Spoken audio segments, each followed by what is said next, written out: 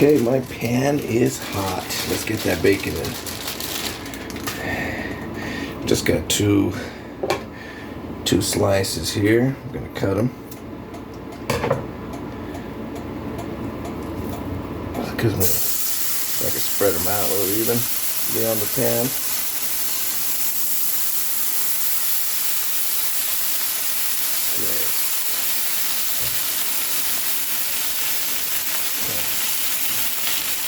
Bacon is sizzling. What we're making here is gonna be like a pot roast on the crock pot. Here's the chuck over here somewhere. There it is. Okay, while that's bacon's cooking, I'm gonna get some onions ready, some garlic while I'm doing all this here. I'm doing a recipe that I usually do. I've been doing it lately with chuck roast or any kind of roast really, and lentils. And you could just do it with the chuck actually. You don't even need to have the lentils. That's how it started actually. I did a chuck roast in the crock pot, and what I did that time was just a basic old roast, and I shredded it, and then with some of the broth I thickened it up, and then I just pour that over all that shredded meat with the gravy sauce over my mashed potatoes. Oh, and that's really good. But what happened was I had leftovers because I made a whole chuck roast, and that's a lot of leftovers, so I had frozen like, a good portion of it. And I had a few meals with it, took some to lunch, and then I had some frozen, and that was in the freezer for a while, for a couple weeks. And then in the meantime, I also made a pot of lentils, and usually sometimes I make like half a bag, but I did the whole bag, and you get tired of that after a while, the lentils. So I had leftover lentils, and then I had that frozen shredded pot roast, and so then I had the idea to mix it together, and oh man, I liked it so much. It was just really good. And I got some big chunks of garlic. You don't really need to cut it that small, but it doesn't really matter because it's going to be in the crock pot with the liquid. All right, well, we got the garlic. I don't know if I showed you see on the video. Just kind of like whatever pieces. Just put some garlic flavor in there. Well, that's not even necessary. The onions is the main part. Let's go look at these bacons real quick. Okay. Let's use a fork, I think. And that pot was that pan was really hot. Jeez. At least it's got crisp aside.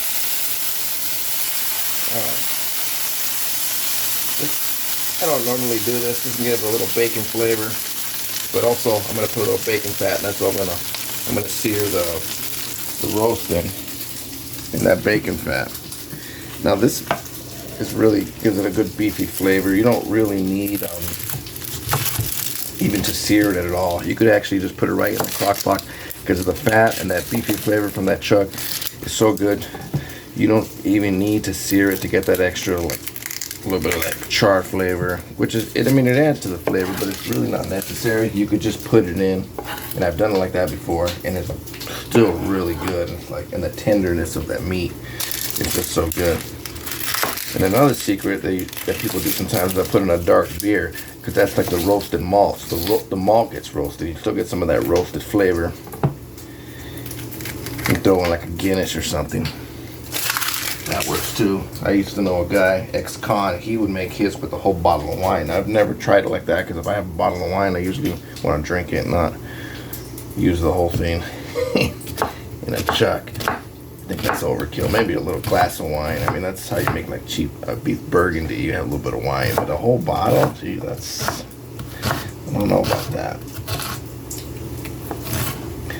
Okay, so these onions are making me cry. Okay. But today, I did have 2 extra pieces of bacon.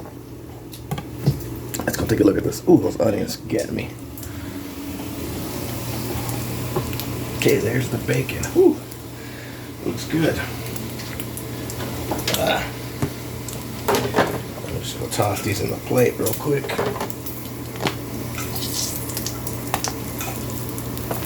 Okay, so now we know we got a nice hot pan with bacon fat. I forgot to season this chuck. It's okay, we'll do it right now.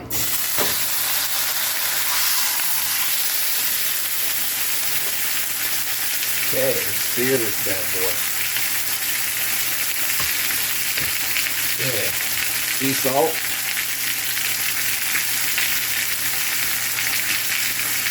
All you really need is salt and pepper.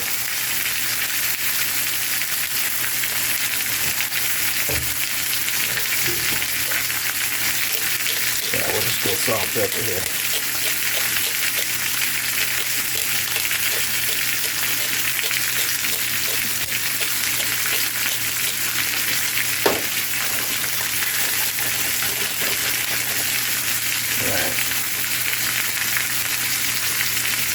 Alright, let's go chop up this bacon real quick.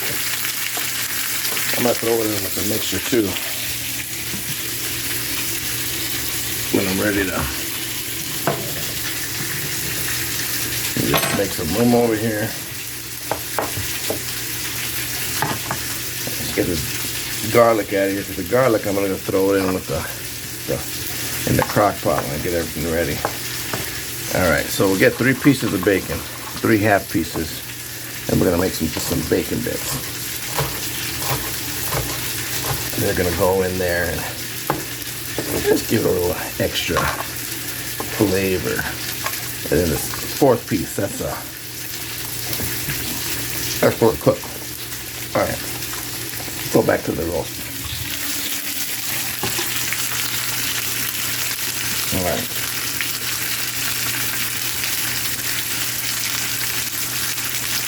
Okay, the bottom of that roast was a little frozen. It was defrosting for a couple of days now. Let's put a pause on it and get back to it. Alright, let's see how it looks. Let's see if I can flip it with just a fork. This is a big fatty. I'm kind of tilt the pan a little bit to move that. Ooh, it's hot. To move the bacon fat and other fat.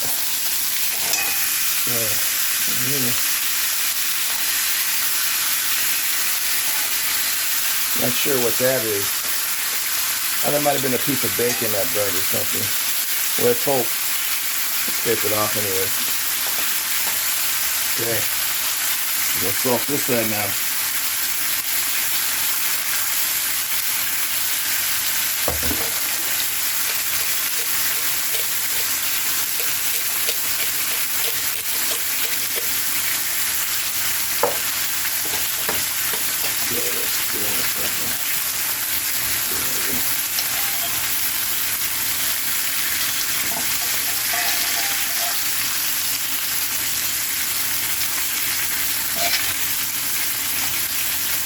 Well, got a little bit of burnt parts here,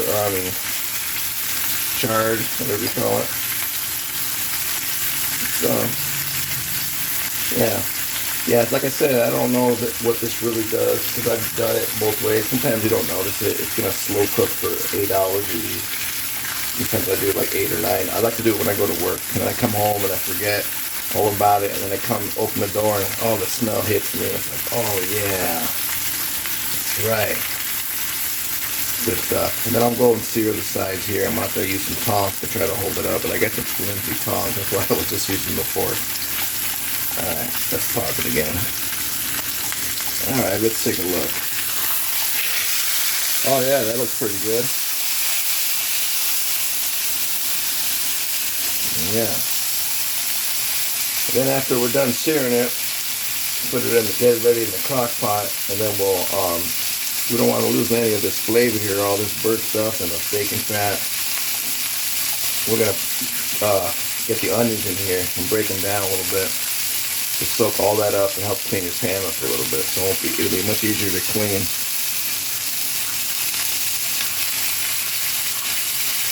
This side has the fat on it, the one at the bottom, so I'm gonna leave it a little longer. Actually, yeah, we don't need to sear this end here. It's not really important, because like I said, you don't even need to sear it at all. You can just, if you're lazy in a hurry, just throw it all in the pot, hit the road. And you can slow cook it for 8 hours. 8 to 12, whatever, don't matter. It'll all be good. You could also do this overnight. That would be the other option.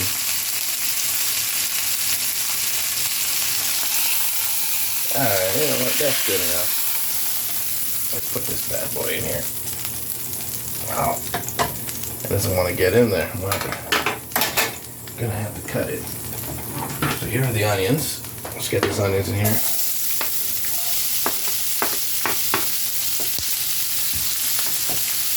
some salt.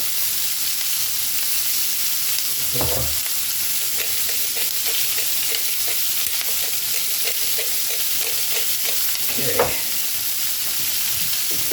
Let's scrape them.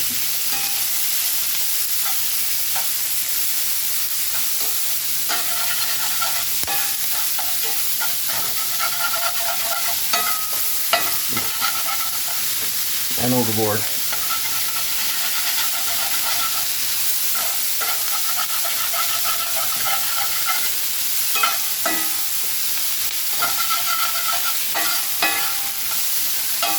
Alright, I might caramelize this a little bit, a little extra flavor. But for now, let's go back and let's cut up that pork, that roast, because it does not fit in here. If it's smaller, you don't have to cut it, because I'm going to shred it later. But for now, let's go over here and cut it. Let's go. I'm going to go ahead and just cut it now. There's different ways I do it. Sometimes I'll shred it, and sometimes I'll make it into small cubes. And when I do the small cube version, sometimes I don't shred it after a while. I just have big bites, big soft bites in my thing. So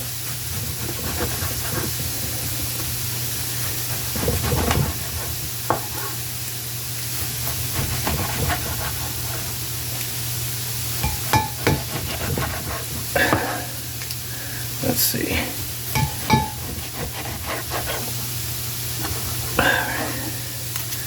One more.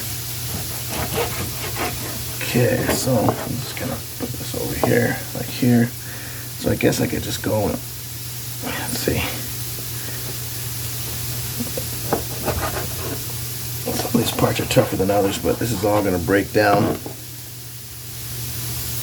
All gonna break down.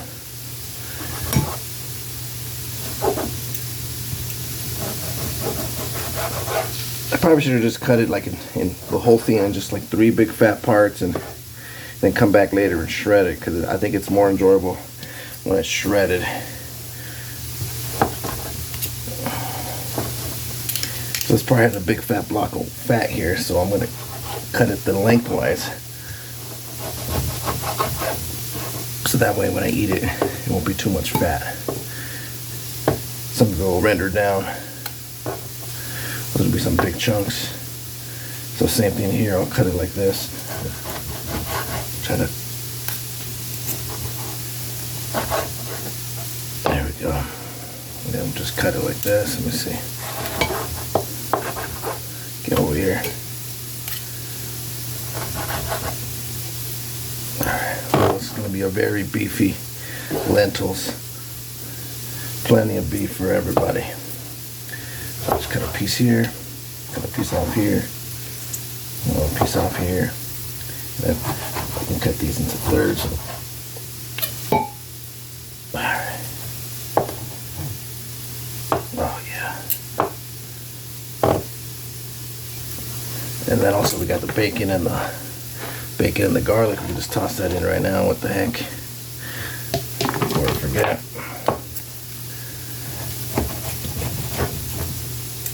This one's a tough piece. There's some connective tissue in there. That's okay. It's all going to break down in the 8 or 9 hours I let it slow cook. Always put it on low. Well, unless you're in a hurry.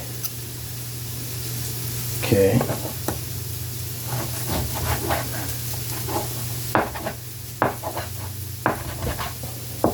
That other one. There it goes. Okay. Wow, that is a lot of beef. That was a huge. I didn't realize how big a chuck roast I bought. So I'm gonna have tons of beef. It's gonna be a little bit of lentils in there. Let's go take a look at these onions. All right. Ooh, easy. Okay. Let's see. Oh, they're looking good.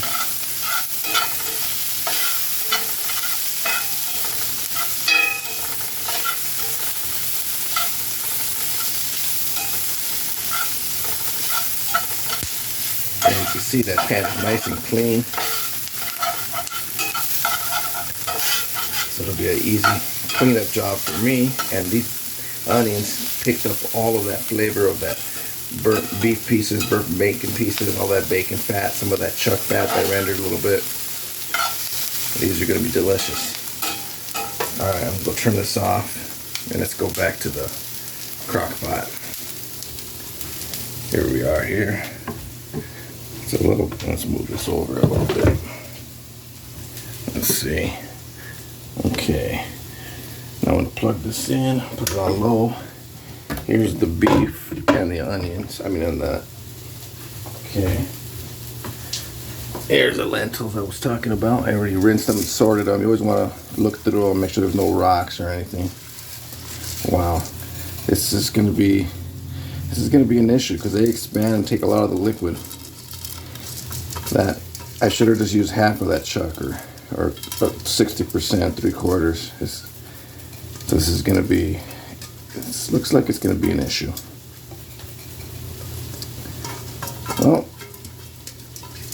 I'll try anyways. Let me go get those onions.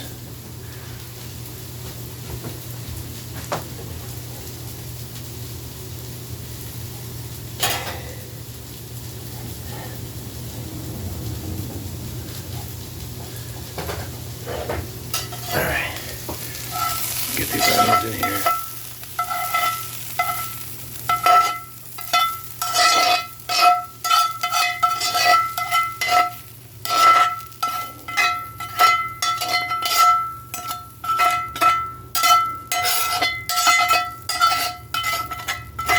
Some of these smaller pieces are a little crispy and caramelized. That's good. More flavor.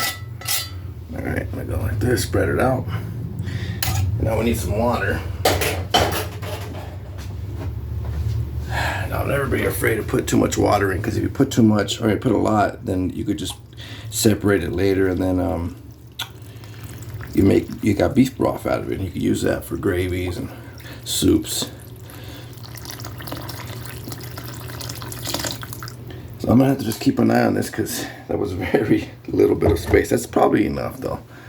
And then yeah, so just leave it on low, and then we'll catch up later when you're done. Also, if you want to add anything acidic, you always want to add that last, because it interferes with the softening of the lentil or the bean. So if you ever add like tomato paste or any kind of vinegar, anything like that, add it last.